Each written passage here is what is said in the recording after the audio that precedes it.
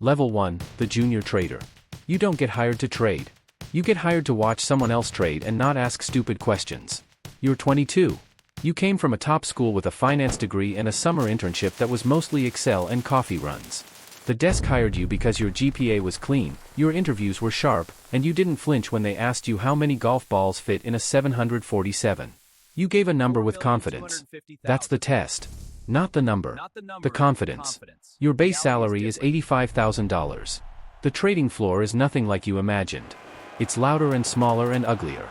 Rows of monitors, empty coffee cups, people talking into headsets at a volume that suggests urgency even when there isn't any. You sit next to a senior trader who has been here 11 years. He has not introduced himself.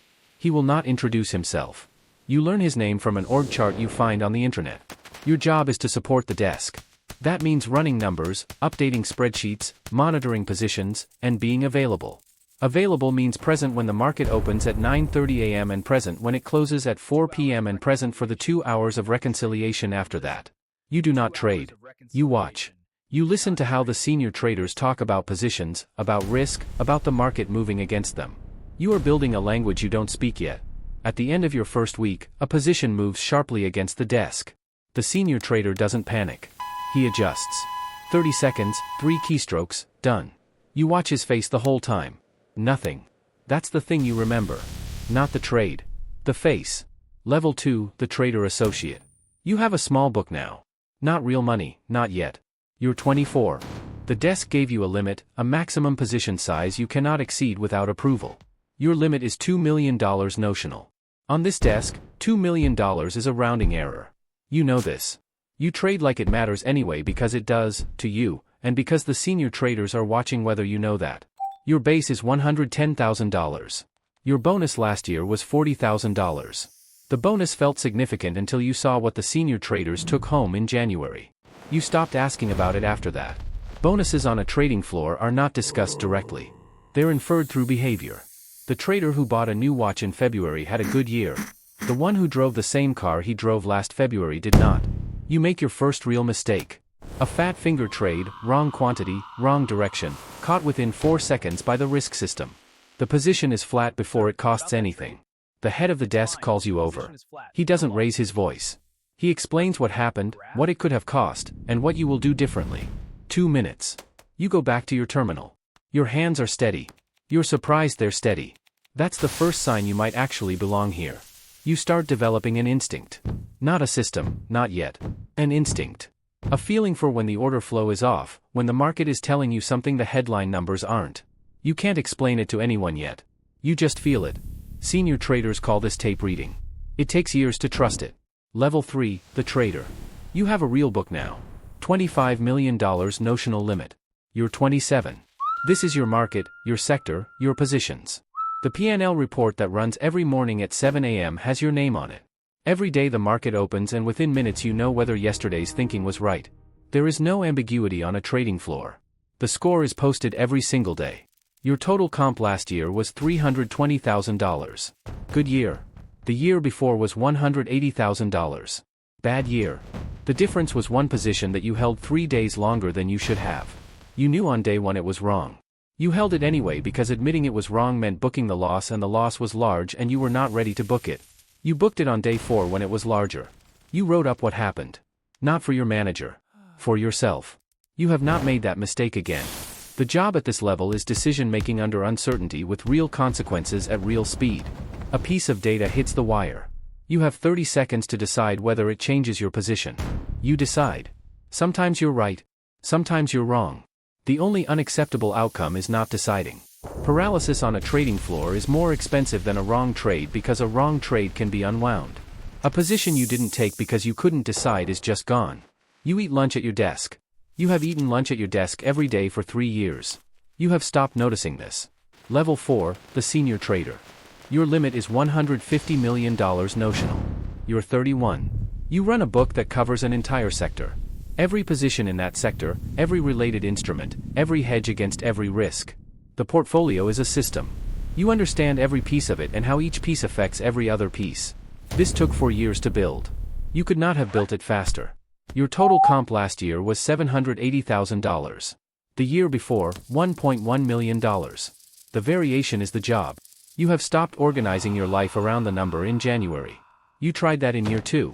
It made December unbearable. Now you just trade and the number is what it is. You have 2 junior traders supporting your book. You know within 3 weeks of working with someone whether they have it. Not the technical skill, you can teach that. The temperament. The ability to be wrong without breaking, to be right without getting careless, to treat a $10 million move in your book the same way you treat a $1 million move. Consistently. Every day. That's rare. When you find it in a junior trader you protect it. When you don't find it you manage them toward a different role before the market teaches them the lesson in a way that costs everyone. The risk manager flags one of your positions. Too concentrated, correlation to macro risk higher than the model shows. You disagree with the model. You argue your case. You lose the argument. You cut the position. 2 weeks later, the macro event the risk manager was worried about doesn't happen. You don't mention this. The risk manager was right to flag it. That's what risk managers are for. Level 5, the desk head. You run the desk now. 8 traders, 2 quantitative analysts, 1 risk officer. The combined book is $800 million notional on any given day. You're 36. Your compensation is a base of $300,000 plus a percentage of the desk's P&L. Good year, you take home $1.8 million. Great year, $3 million. Bad year, $300,000 and a very uncomfortable conversation with the head of markets. Your job split changed completely. You trade less. You manage more. You approve position limits, review risk reports, sit in on the morning call with the head of the division, and make the calls that your senior traders bring to you when the position is too large or the situation is too ambiguous to handle alone. You are the last line of escalation on this desk. When something goes wrong at 2 p.m. on a Friday, your phone rings. You lose a trader. Not fired. Poached. A hedge fund offered him 2.5 times his current comp and a percentage of his own book. You knew it was coming. You tried to match it. The firm said no. He gave 2 weeks' notice on a Tuesday. You shook his hand and meant it. He was one of the best you'd seen at his level. The hedge fund will find out the same thing you found out. He'll be fine. The desk will rebuild. It always does. You stop checking your personal P&L obsessively. You check the desk P&L obsessively instead.